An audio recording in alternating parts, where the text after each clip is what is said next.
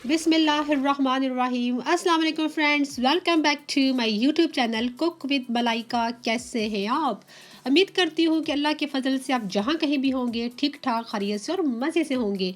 आज मैं बना रही हूँ बहुत ही ज़बरदस्त किस्म की चॉम्प्स, वो भी ग्रेवी स्टाइल में। तो चलें फिर इसको बनाना स्टार्ट करते हैं मेरे स्टाइल में। और मैं चॉम्प्स को पकाऊंगी प्रेशर कुकर में, और इसमें मैं भी ऐड करूंगी तकरीबन 1 कप भरकर कुकिंग ऑयल का। ठीक है। और अब हमें चाहिए होंगे कुछ खड़े गर्म मसाले, जिसमें मैंने ले लिया है तकरीबन 3 पीस ले लिए हैं दालचीनी के, और 3 से 4 अदद हमें चाहिए होंगी लौंगे, और तकरीबन हाफ टी स्पून हमें चाहिए होंगी काली साबित मिर्चें।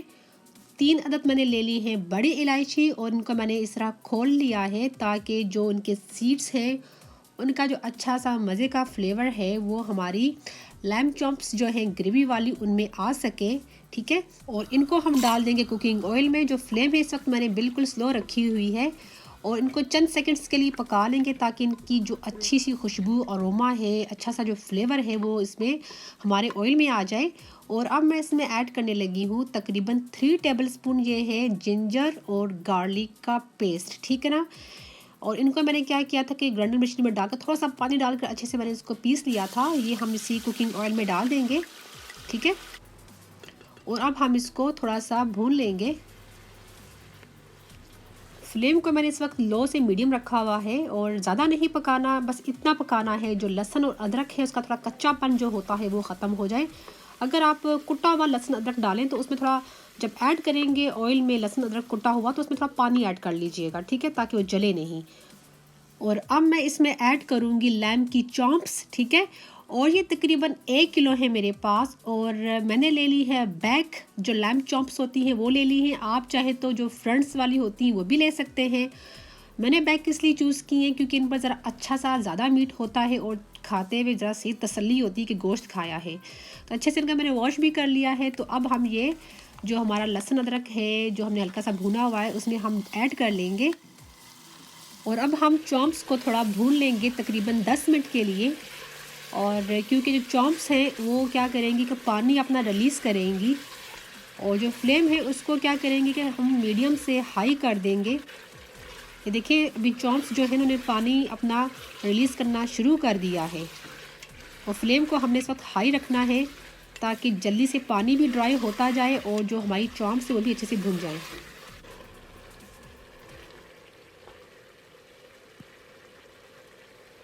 ये देखा आपने, गोश्त ने ठीक ठाक पानी रिलीज़ कर दिया है। इवन हमने इसमें थोड़ा सा भी पानी नहीं ऐड किया, और क्योंकि इसमें लहसुन अदरक है गोश्त को अच्छे से भून लेंगे ताकि गोश्त की एक स्मेल सी होती वो भी ख़त्म हो जाए, और ये जो पानी है एक्स्ट्रा वो भी ड्राई हो जाए। ठीक है। और ये देखिए जो हमारी चॉम्प्स है उनका जो पानी है बड़े अच्छे से ड्राई हो चुका है, और बड़ी अच्छी से भून भी चुकी है। और मुझे भूनते भूनते तकरीबन 10 मिनट हो चुके हैं।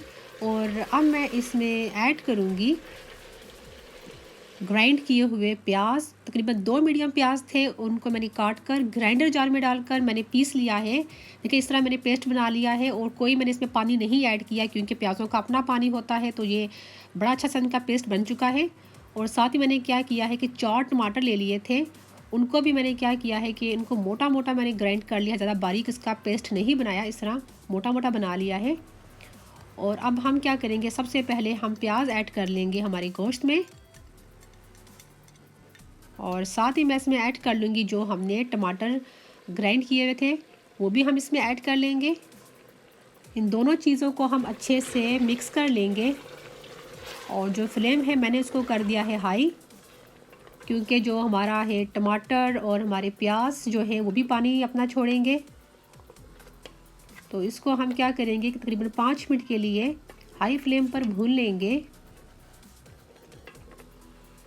5 मिनट भूनने के बाद अब हम इसमें ऐड करेंगे हमारे कुछ स्पाइसेस, जिसमें मैंने ले लिया है 2 टेबलस्पून भरकर खुश्क धनिया पाउडर, 1 टेबलस्पून भरकर कश्मीरी लाल मिर्चें चाहिए होंगी, और 1 टीस्पून चाहिए होगा सफ़ेद ज़ीरा पिसा हुआ, और 1 टीस्पून भरकर ही हमें लाल मिर्चें चाहिए होंगी रेगुलर जो हम इस्तेमाल करते हैं, और 1 टीस्पून हमें चाहिए होगा नमक, हाफ़ टी स्पून चाहिए होगी हल्दी। ठीक है। नमक और जो मिर्चें हैं वो अपने हिसाब से आप डालिएगा, ज़्यादा कम जिस तरह आप खाना पसंद करते हैं। और अब हम ये इस गोश्त में हम ऐड कर लेंगे सारे हमारे जो है स्पाइसेस, और जो हमारा कश्मीरी लाल मिर्चों का पाउडर है वो ज़रूर डालिएगा। इससे ये होता है कि हमारी जो ग्रेवी वाली जो चॉम्प्स है बड़ी मज़ेदार और बड़ी ज़बरदस्त इनका रेड कलर आएगा। तो अगर आप नहीं डालना चाहते तो बेशक मत डालिएगा, लेकिन मैं कहूँगी कि डालिएगा ज़रूर। इससे जो ना कलर हमारी जो चॉम्प्स है ग्रेवी वाली उनका बड़ा ही ज़बरदस्त आने वाला है।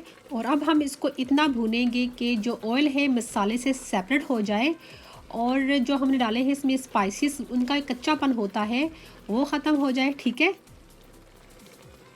और ये देखिए जो हमारी चॉम्प्स हैं बड़े अच्छे से भुन चुकी हैं तकरीबन, और जो ऑयल है वो भी मसाले से सेपरेट हो चुका है।